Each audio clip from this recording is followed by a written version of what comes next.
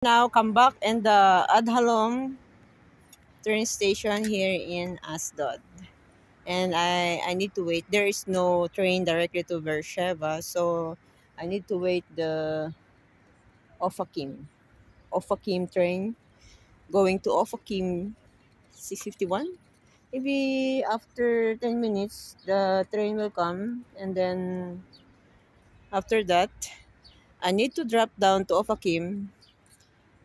Need to have a Netibot, what do you call that? Siderot, and then Ofakim. After Ofakim, I need to ride on a transfer and going to the train, going to the Beersheba. And that's all. Tinatanong ibang Sri Lankan kung supervisor daw ako sa lilipatan ko. Sabi ko, ayoko mag-supervisor agad lalo na kung bagong lipat ako doon sa lugar na yun. Siyempre may mga noon ng Pilipino sa akin. Ayoko kung sinabi nila lang ganun na pwede ako sa kanilang lugar, ay sabi ng ibang Pinoy, ate mag-bisor ka na lang sa amin. Kung bisor dito, wala magagawa. Iyaha ko eh. Pero nakita ko yung kaibahan ng trabaho doon doon sa aming unang trabaho. Grabe si housekeeper ang namamalansya. Ay doon magkausap ang dalawang Sri Lankan sa isang bedding sa namamalansya. Flat na flat naman ang pagkaplansya. Oh, saan ka pa?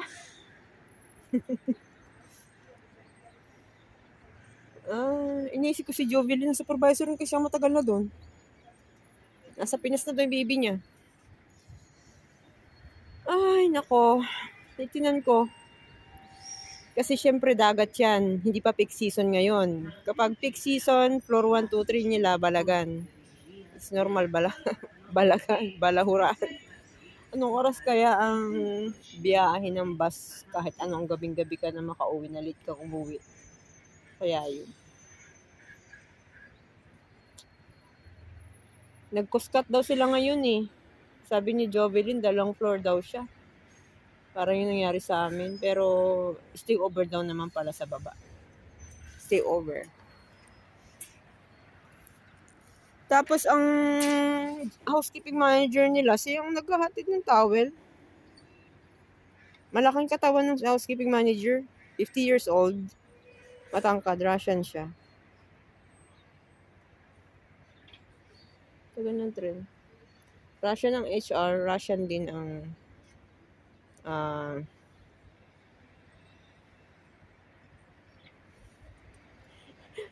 habang nag-uusap kami ng HR, ay kumatok sa pintuan niya, pasigaw. Ganun, sabi niya, ganyan dito araw-araw. Sabi niya, funny siya eh. Funny siya dun, sa amin, hindi.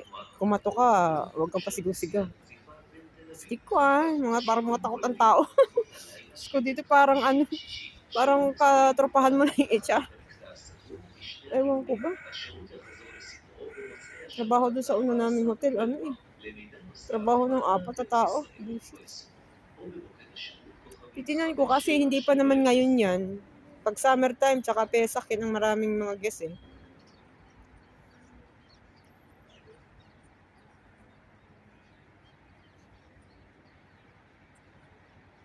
Shout out kay, nakalimutan ko ng pangalan. Marlon ba yun? Nasa public siya. Bagay sa kanya mag-public. May function hall sila dun eh.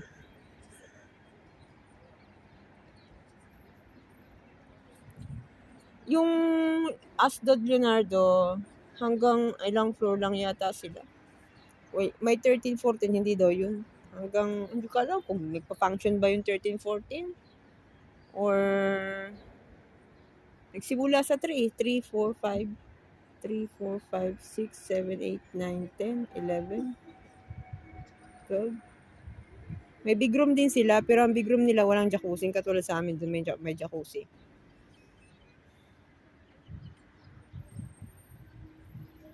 Tapos ang cute ng agalan nila, nagustuhan ko. Hindi ganun kalaki. Bagay dun yung mga Pinay talaga.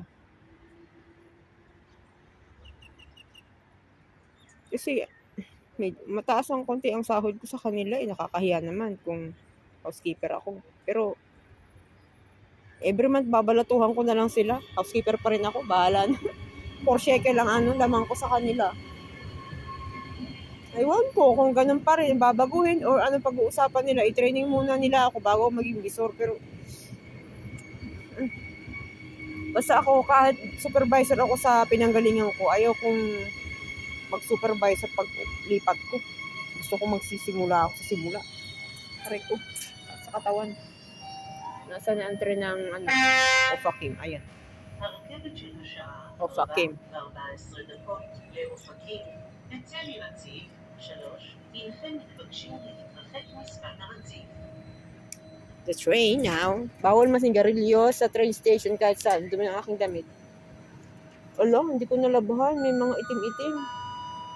Saan galing ang dumi na to? בתחנה זו חולפות רכבות Baka dito sa damit ko. נא להתרחק משפת הרציף אל מעבר לפס הצהוב. Madumi.